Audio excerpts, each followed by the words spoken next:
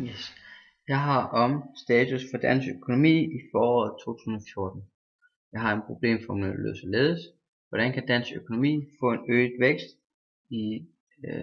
eller opnå en øget vækst i starten af 2014? Jeg har nogle problemstillinger, der lyder således: hvilken politik skal Danmark fokusere på for at opnå forøget vækst, og redegøre for disse strategier. Det er devaluering og ekspansiv finanspolitik, jeg kigger på, der begge resulterer i en forøgelse af BNP. Derefter så har jeg analyserende problemstilling, også undersøgende, der lyder således: hvorfor mener man i 2013, at ekspansiv finanspolitik ville resultere i en økonomisk vækst i Danmark? Og det sidste diskuterende og vurderende niveau lyder således: at hvilken politik skal man føre i Danmark i foråret 2014, altså nu, for at opnå en forøget vækst. Yes. På det redegørende niveau, der vil jeg gerne komme ind og kigge på kort status for dansk økonomi i foråret 2013 og i foråret 2014, altså nu. Så vil jeg gerne redegøre for ekspansiv finanspolitik og devaluering.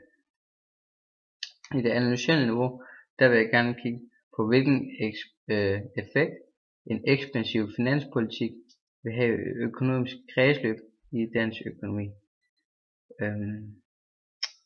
Og diskuterende og vurderende niveau, der vil jeg gerne til sidst kigge på hvilken politik man skal føre nu for at opnå en forventet øget vækst i starten af 2014 eller i første halvdel af 2014. Og det skal ske med henblik på de politiske løsninger i 2013 blandt andet. Og der vil jeg gerne gå ind og sætte devaluering op mod ekspansiv finanspolitik. Yes. På mit redegørende niveau, hvilken politik skal Danmark fokusere på for at opnå en forøget vækst, og redegøre for strategier? Der vil jeg gerne først fortælle om situationen i 2013, hvor der var rød regering og Bjarne Corydon, der sad på magten. Oppositionen og til sidst endda selv Socialdemokraterne beskyldte Corydon for at holde på pengene, og de ville derfor gerne have ham til at føre en ekspansiv finanspolitik og pumpe nogle penge ud i systemet. Det skulle ske gennem lavere skatter, større udgifter, statslige udgifter, og så skulle det være billigere lånemuligheder til iværksættere. Så vil man altså gerne have ekspansiv pengepolitik. Ja, og det er den her keynesianske økonomi, hvor det er staten, der griber ind og styrer og regulerer det danske arbejdsmarked. Yes. Først vil jeg redegøre for ekspansiv finanspolitik. Ved ekspansiv finanspolitik, ved enten sænkning af skatter eller større statslige udgifter, offentlige udgifter, der falder arbejdsløsheden, og BNP det vil stige. Det er de to fordele ved ekspansiv finanspolitik. Så er der et par ulemper også. Der er nogle del ulemper. Det belaster de offentlige finanser. Ved ekspansiv finanspolitik får du også en øget inflation, og eksport falder og import stiger. Hvorimod devaluering, redegørelse for devaluering. Ved devaluering der vil eksporten stige, og import vil falde.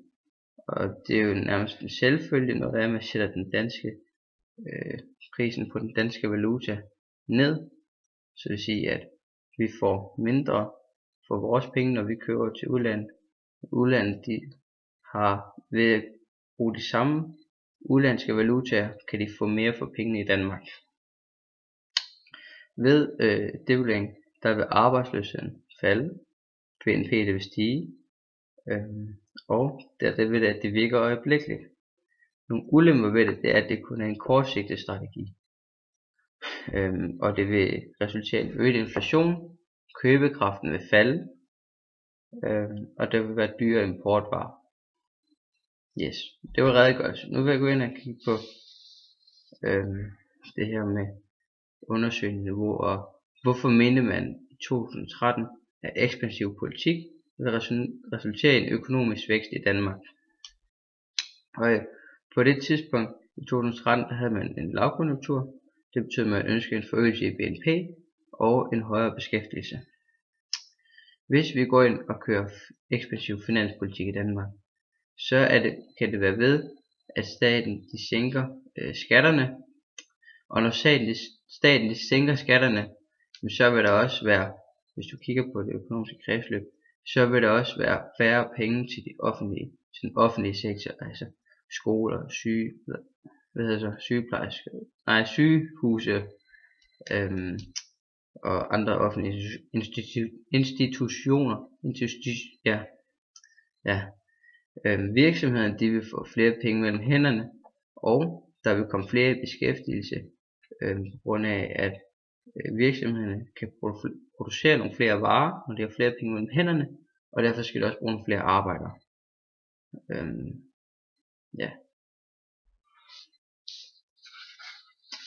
Og når folk de har flere penge mellem hænderne, så vil de også gerne købe mere, og når de gerne vil købe mere, så har virksomhederne også råd til at sætte prisen på varerne op. Så vi vil altså også se en øget inflation. Med henblik på indland og udland, der vil en ekspansiv finanspolitik resultere i, at eksporten falder. Vi har flere penge mellem hænderne, vi vil gerne bruge dem på de danske virksomheder, og importen vil stige, fordi vi har brug for køb af materialer til at producere de her varer. Hvis du for eksempel har et stolefirma, så skal du købe noget træ, og det gør du ved, fordi at inflationen i Danmark stiger, så køber du det i udlandet. Til sidst der har jeg et vurderende, diskuterende niveau. Her der er skrevet metoder til dansk økonomisk vækst, diskuterende niveau. Spørgsmålet lyder således: hvilken politik skal man føre i Danmark i foråret 2014 for at opnå en forøget vækst? Og modsat 2013, hvor man kørte ekspansiv finanspolitik, vil jeg gerne kigge på, hvorfor kørte man ikke devaluering? Jeg ved godt, at man har fastkurspolitik i Danmark, det kommer jeg ind på lidt senere, så lad os nu lege med her. Ved devaluering, så vil man have mål om, at du gerne vil have en høj beskæftigelse, og du gerne have en forøget vækst i BNP. Så derfor hvorfor kører vi ikke devaluering? Og ved en devaluering, der vil vi jo have, hvor vi sætter prisen på den danske valuta ned, den danske krone, og grunden til det, at det vil være en god ting, det var, at vores eksport vil stige, det vil sige, at vi vil få flere penge i virksomhederne, og når vi får flere penge i virksomhederne, så vil der også komme flere penge gennem skatterne. Og selvfølgelig vil eksport stige, når det er, at vi sætter prisen på den danske vare ned. Desuden så bliver det dyrere at købe fra udlandet, så derfor så vil importen falde. Arbejdsløsheden vil også falde, fordi når virksomhederne de får flere penge mellem hænderne, så skal de samtidig også bruge nogle flere til at producere det her varer. Så beskæftigelsen den vil stige. BNP det stiger også, fordi at når staten får flere penge gennem skatterne, så stiger BNP. Og der er det her ved det, at det kommer fra den ene dag til den anden. Det virker øjeblikkeligt. Men når det er, at vi har de her flere penge mellem hænderne, så køber vi også mere. Og hvis du ser på relationen mellem udbud og efterspørgsel, når det er, at vi kan købe mere, jamen så sætter virksomhederne også prisen på varer op. Så vi har den her øget inflation, og det gør så, at købekraften også falder. Men grunden til, at vi ikke kører devaluering, det kan også være, at vi har jo den her fastkurspolitik i Danmark, som gør det mere sikkert for investorerne at investere i danske virksomheder, og danske virksomheder bliver også mere attraktivt på aktiemarkedet.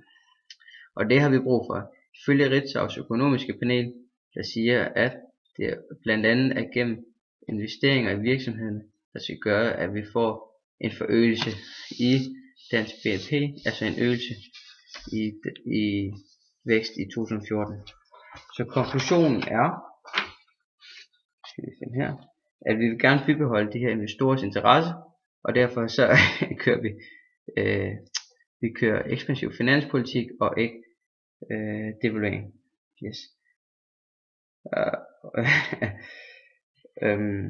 Det var sgu, jeg troede det var sådan en mailbog og ikke video. Ja. Danmark, de skal have brug for, og de skal have den her keynesianske politik, hvor det er, at staten går ind og styrer og regulerer arbejdsmarkedet, så vi kan køre den her ekspansiv finanspolitik, og det vil være den bedst mulige måde at få vores vækst i 2014 på. Yes, det var konklusionen. Referenceliste, den må du kigge igennem selv, den gider jeg ikke sættes op, og det var det.